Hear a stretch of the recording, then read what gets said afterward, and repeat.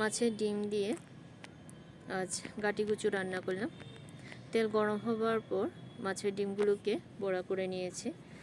পেঁয়াজ, কাঁচা লঙ্কা আর চালের গুঁড়ো মেখে বড়া করেছি। আবারও তেল গরম হবার পর কুচনো পেঁয়াজ দিয়ে দিলাম। একই সাথে গাটিগুচু সেদ্ধ করে রেখেছিলাম, সেটা দিয়ে দিলাম। পরিমাণ মতো নুন, হলুদ দিয়ে এবার সব কিছুকে খুব ভালো করে ভেজে নিয়েছি। ভাজা হয়ে গেছে। এবার রেডি করে রাখা মশলা সেটা দিয়ে দিলাম। পেঁয়াজ, কাঁচা লঙ্কা, আদা একসাথে পেস্ট করে রেখেছিলাম, সেটা দিয়ে দিলাম। পরিমাণ মতো জিরের গুঁড়ো, ধনের গুঁড়ো, কাশ্মীরি লঙ্কার গুঁড়ো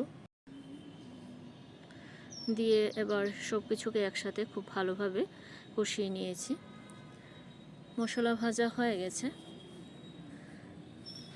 এবার পরিমাণ মতো গরম জল দিয়ে দিলাম। কয়েকটা আস্ত কাঁচা লঙ্কা দিয়ে দিলাম। ফুটে ওঠার পর মাছের ডিমের বড়াগুলো দিয়ে দিলাম। দিয়ে আবারও খুব ভালো করে নেড়ে চেড়ে দিলাম। এবার হয়ে এসেছে। নামানোর আগে কিছুটা ধনেপাতা ছড়িয়ে দিলাম, দিয়ে আবারও একটু নেড়ে চেড়ে নিলাম। এবার নামিয়ে নিলাম।